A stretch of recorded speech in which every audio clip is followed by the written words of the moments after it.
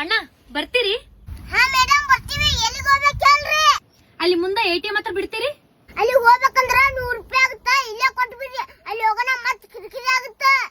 ಆಯ್ತು ಅಣ್ಣ, ನಿಮ್ ಸ್ಕ್ಯಾನರ್ ಕೊಡಿ, ಫೋನ್ ಪೇ ಮಾಡ್ಬಿಡ್ತೀನಿ. ನಮ್ ಟ್ಯಾಕ್ಸ್ ಸ್ಕ್ಯಾನರ್ ಗಿನರ್ ಏನು ಇಲ್ರಿ, ಕೈಯಾಗ ರೊಕ್ಕ ಕೊಟ್ಬಿಡ್ರಿ. ಅಯ್ಯೋ ಅಣ್ಣ, ನನ್ನ ಹತ್ರ ಕ್ಯಾಶೇ ಇಲ್ಲ.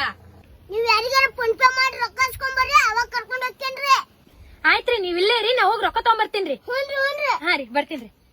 ಓಯ್ ಅಣ್ಣ, 100 ರೂಪಾಯಿ ಕ್ಯಾಶ್ ಇದ್ರೆ ಕೊಡ್ತೀರಾ? ಫೋನ್ ಪೇ ಮಾಡ್ಬಿಡ್ತೀನಿ. ಇಲ್ಲ ಮೇಡಮ್, ನನ್ನ ಹತ್ರ ಕ್ಯಾಶೇ ಇಲ್ಲ. ಸರಿ ಅಣ್ಣ. ಅಣ್ಣ 100 ರೂಪಾಯಿ ಇದ್ರೆ ಕೊಡ್ತೀರಾ? ನಾನು ಫೋನ್ ಪೇ ಮಾಡ್ತೀನಿ. ಇಲ್ಲ ಮೇಡಮ್. ಆಯ್ತು ಅಣ್ಣ.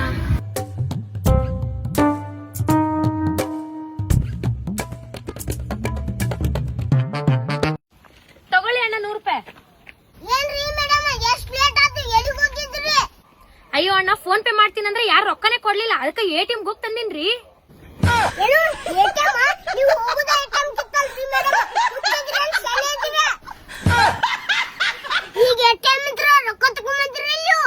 ಇಲ್ಲ ಅಣ್ಣ, ಬರೀ ನಾನು 100 ರೂಪಾಯಿ ಅಷ್ಟೇ ತಕೊಂಡ್ ಬಂದಿನಿ. ಬಾ ಬಾರವ, ಸುಂಬಳವ, ಹತ್ತು ಬಾ, ನೀನು ಬಿಡ್ತೀನಿ ನಾನು. ಆಯ್ತಣ್ಣ.